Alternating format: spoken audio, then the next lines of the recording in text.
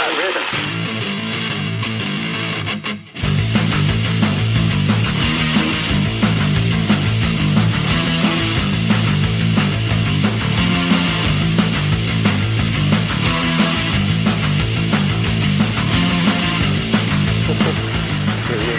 It's all coming up. I've done Bandits. Come on. Oh.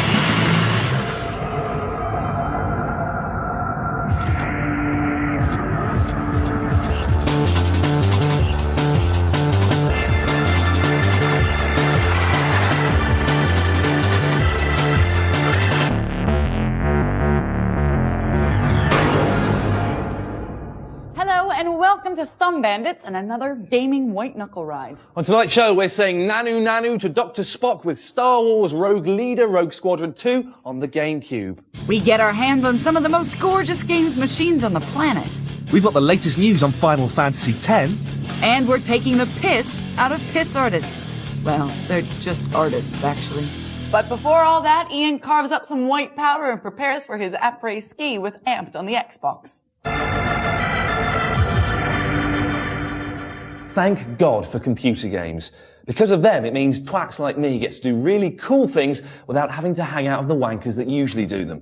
The snowboarding is a prime example. It looks so exciting and exhilarating, yet every boarder in the world is an arrogant idiot who can only say, dude. That's not an exaggeration, by the way. That's a fact. But Amped on the Xbox is perfect for the indoor sportsman. All the fun of the fair without the fear of the glue-sniffing teenager. Pull twists in midair, jump over buildings and do other fun things. It's all here. But the Xbox manages to pull a few tricks of its own which put the other consoles to shame.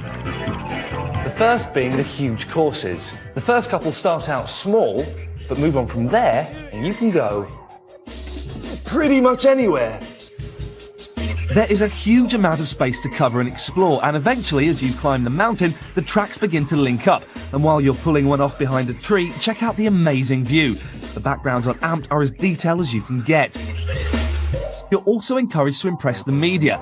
Photographers, filmmakers and agents are all out on the slopes watching for fresh young talent. Have a jostle in front of a camera and you could be signed up to an exclusive sponsorship deal, unlocking tracks in the process. Another trick exclusive to the Xbox is the inclusion of 200 songs on the soundtrack.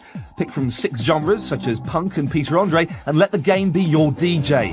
However, if none of the tunes are to your liking, then do what I did and rip Frank Zappa's one-size-fits-all CD to the hard drive and have that blasting out. My only major problem with this otherwise brilliant game is the lack of a really good racing mode. Sure, 4 players pretty cool, but I don't know 3 other people, so I kind of miss racing against the computer. The lack of other competitors makes the game feel slightly slower than other boarding titles, but this difference is its selling point. It's a stunt sim, not a racer. If the Xbox can keep releasing titles like Halo and Amped, then I think it won't be long until we're seeing the death of the PS2. That'll learn them. Back in the old days, pirates only had one eye, one leg, and a pile of parrot poo in their shoulder to worry about. Yeah, that's right, Alex. But now, in the 21st century, they've got a whole host of new headaches. As recent anti-piracy thrust Operation Buccaneer has demonstrated, even the saltiest of high-tech rogues are being caught by the Jolly Rogers. Due to a number of high-profile raids, many hackers have gone underground. But flying in the face of adversity, British software developers Introversions are releasing the world's first hacker sim, Uplink. Uplink challenges hackers to crack into as many fake computer systems as possible. Hackers are given missions that are posted on the Uplink Corporation's database and range from altering bank accounts to changing social security information. But if any would-be hackers are thinking of taking their skills to the real world, then be warned. The FBI are putting the finishing touches to its Magic Lantern technology that can record your every online keystroke. So games like Uplink may be the last place for hackers to ply their trade.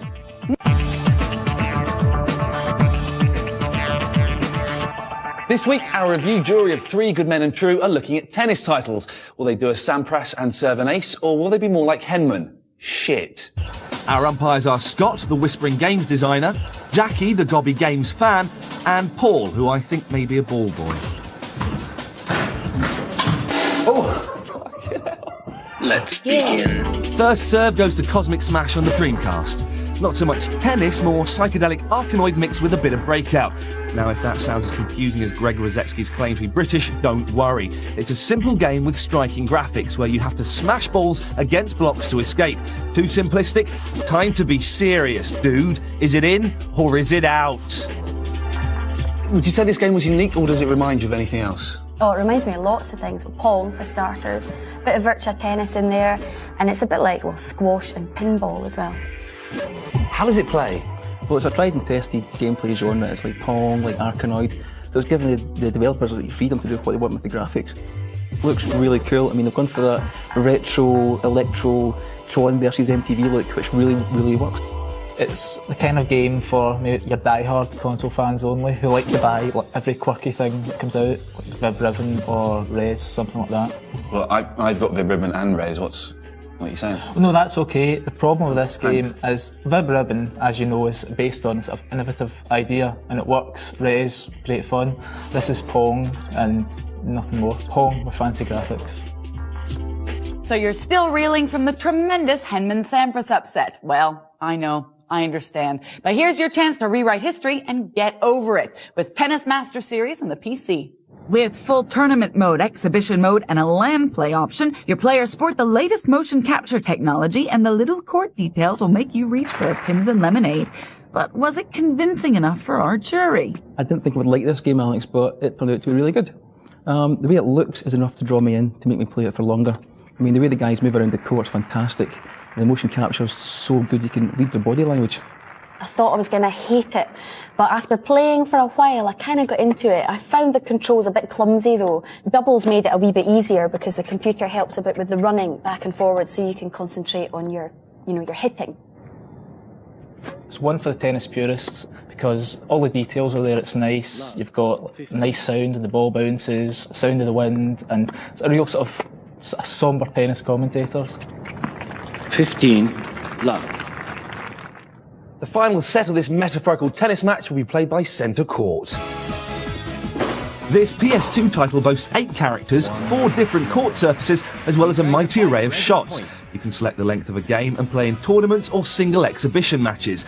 With up to 4 human players involved in a doubles match, this can be a tense game, unless your partner is my mate Steve, who is rubbish. But does the lack of any real tennis stars make this a poor second to Virtua Tennis?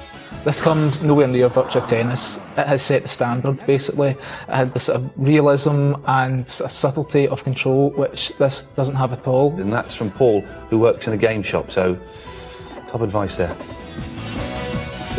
Was this game any good? Didn't enjoy it that much, Ian. I mean, I was lucky that's something extra you'd expect from a PS2 game. I mean, things like the players suffer from the Scooby-Doo walk effect, with their feet slide around all over the court, which just spoils it for me. Now, these aren't real tennis players either, are they? They're not, no, it's a computer game, so... No, I don't mean real tennis players as they've been captured and put in a tiny box. I mean people like Henman and all that, their names. I've got you now. No, they look more like, extras from Mortal Kombat to me. They've got shorts with flames on and big jaws and hard hair. It's easy to play, mostly down to the controls. They just seem to be much easier to get the hang of, and the reactions on screen are much faster than the PC game. But I didn't enjoy it as much. I didn't find it as satisfying. Well, that's tennis, but the results are in, and it appears the umpires are about to strike back. In third place, it's Cosmic Smash, because... It's quirky, but crap. Second place goes to Centre Court, because... It's a bit of a lane call, this one. But this week's winner is Tennis Masters, and I say because... It's the best of this lot, but it ain't the Masters. So there you go, tennis. It's not a load of old balls. Right, Final Fantasy is the Japanese role-playing series that's transported countless computer fanciers into the weird world of electronic obsession. Possibly the most inaccurate title in history, the series has spawned 8 incarnations in the UK, as well as The Spirits Within, the misjudged but exceptionally animated film. And the good news is, number 10 is coming to the UK soon.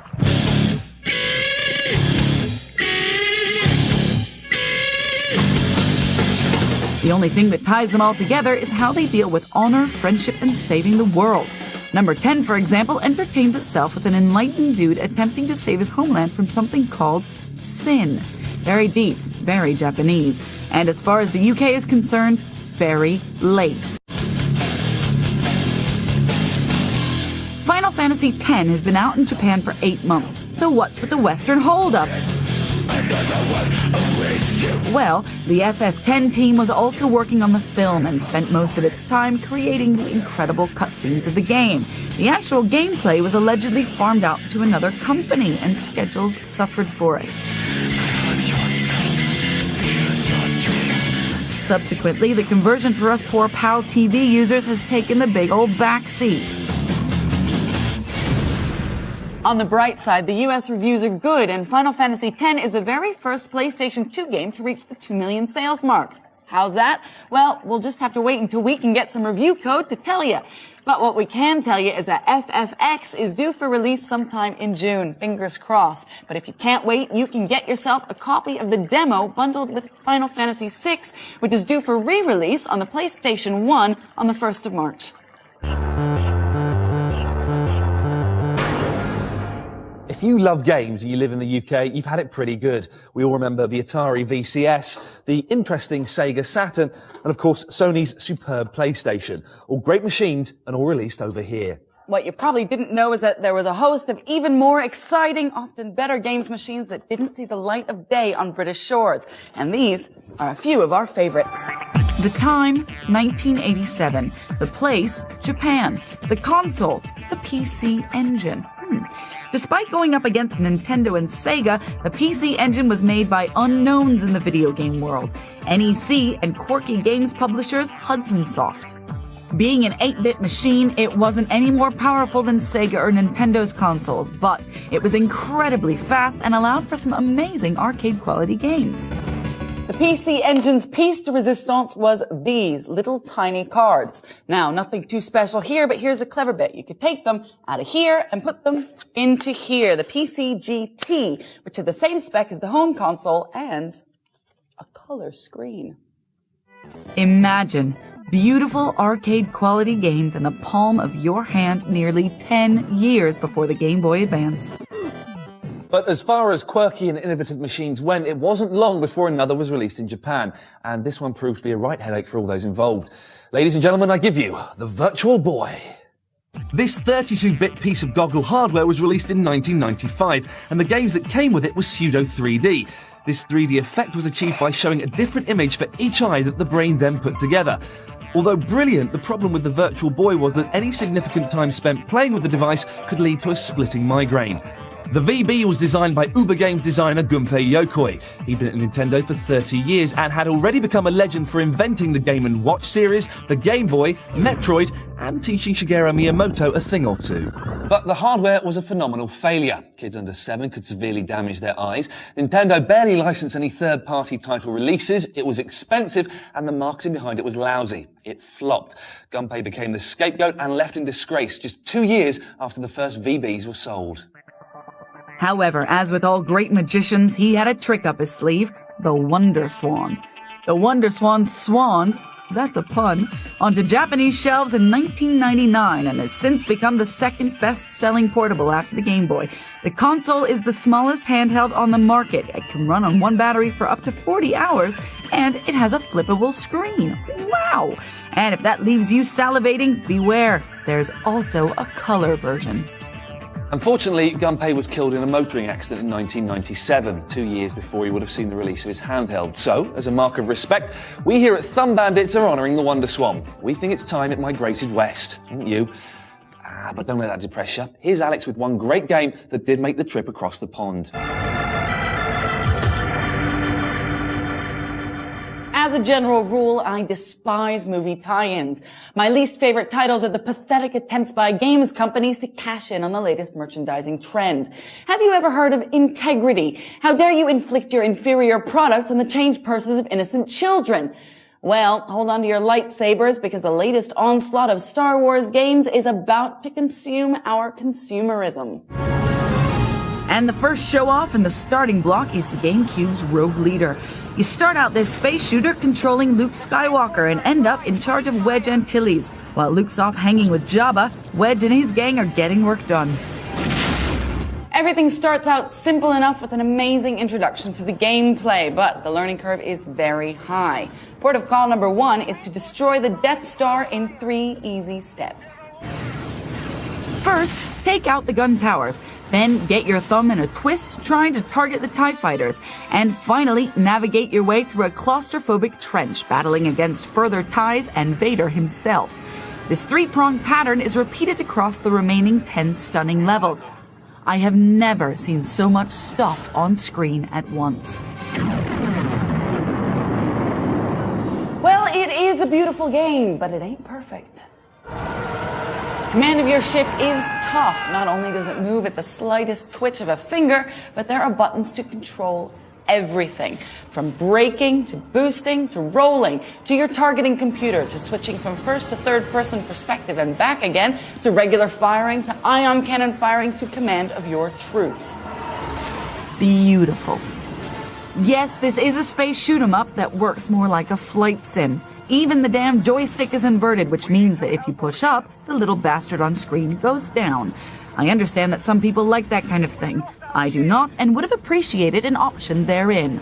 And even though the level design is absolutely fantastic, with interesting things to do and places to see, it's extremely irritating that if you happen to crash and burn just before you get to the very end of the last part of the level, you've got to do the whole damn three-part thing all over again.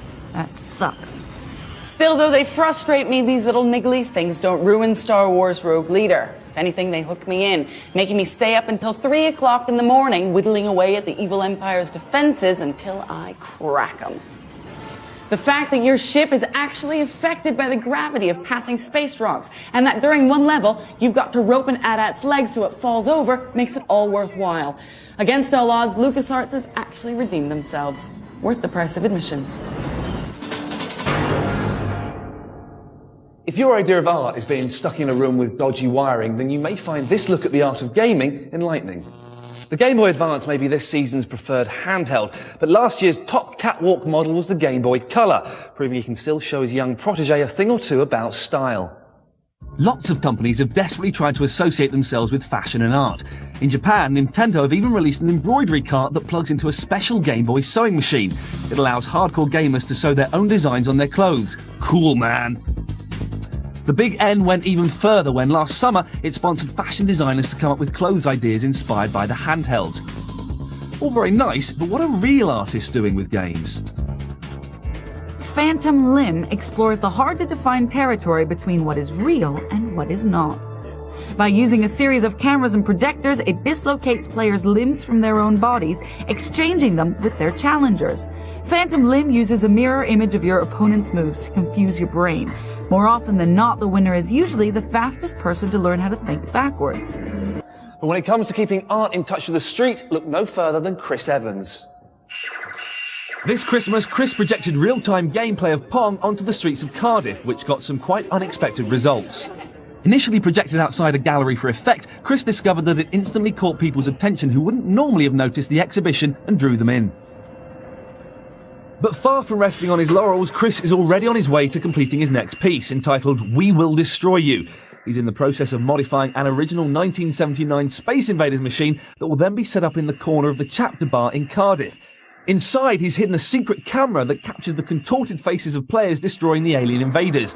These images are then projected onto the wall of the pub in such a way that the gamers will appear to be trying to annihilate drinkers at the bar. Artists like these are utilising games and art to a great effect and in an entirely new way. The next time you see something like this, watch out. It just might be your turn for 15 minutes of fame. Normally, we end the show by saying, Thanks for watching. Check out our website at www.channel4.com/thumbandits. This is then followed by some hilarious ad-libbing. But I have a feeling that some of you have just joined us. So for those stragglers out there, Where the bloody hell have you been? The pub shut over an hour ago. We've been here for the last half an hour playing computer games. And frankly, I may not be bothered to turn up next week. I forgot the words and ran off. Please carry on. No, please. And Actually, no, I'm not interested.